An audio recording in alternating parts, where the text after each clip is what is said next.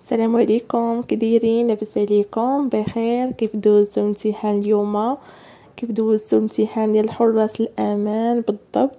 واش جاكم امتحان صعيب؟ واش كنتم متوقعين تحط لنا موضوع؟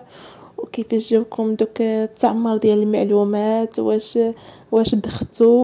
حيت صراحه بزاف داخل غير داك التعمر ديال المعلومات والشعار. بزاف كيسول من شعر غادي ندير، والارقام ب5 وبزاف غلطوا بزاف عاودوا، وداكشي مختلف بزاف على كل عام. و... وصراحه هاد الله ما كناش متوقعين، بدا ما كنتش متوقعه تحط لي موضوع. يعني بحال كل عام كيتحط لك QCM وكتبقاي ديري علامات وصافي.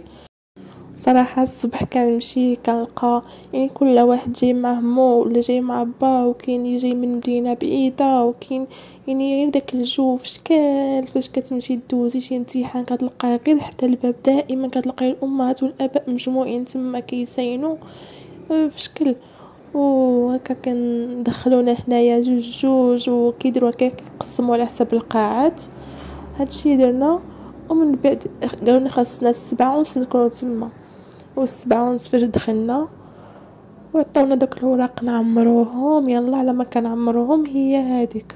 وبدينا كنساينو حتى دارت 9، عاد فرقوا علينا داك الوراق ديال الامتحان فاش غادي نكتبوا الموضوع ديال الامتحان ونخرجوا.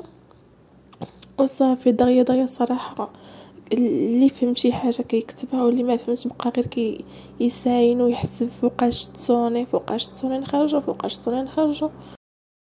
يعني هاد العام هذا ما كاينش النقيل، ما كاينش شي واحد اللي نقل، حيتاش ما يمكنش تنقلي ديري موضوع ما يمكنش تنقلي فيه. يعني اللي كيفهم شي حاجه يكتبها، اللي ما فهمش حتى شي حاجه راه كيبقى غير كيشوف، ولا مخلي ورقه خاويه، ولا بحال كل عام. راه واخا اللي ما فهم حتى شي حاجه كيبقى غير كيعلم داك العلامات. يعني واخا تحسب غير 1 2 3 وتعلمي. هاد العام ما كانش داك الشيء.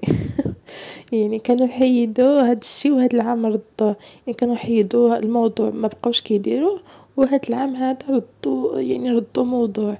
قالوا لنا كل واحد يعصر دماغه ويكتب، حيت راهو معاقو يعني بزاف كينقل داك QCM كينقلوا فيه بزاف الناس. وداكشي داروا هاد العام موضوع، حيت عارفين ما يكونش النقيل في الموضوع. وصافي كتبنا داكشي اللي كتبنا، وساعد المكانه وخرجنا. يعني دغيا عطلونا غير في الصباح، يعني من 7:30 وحنا كنساينو حتى دارت 9 عاد كتبدا الامتحان ديالك.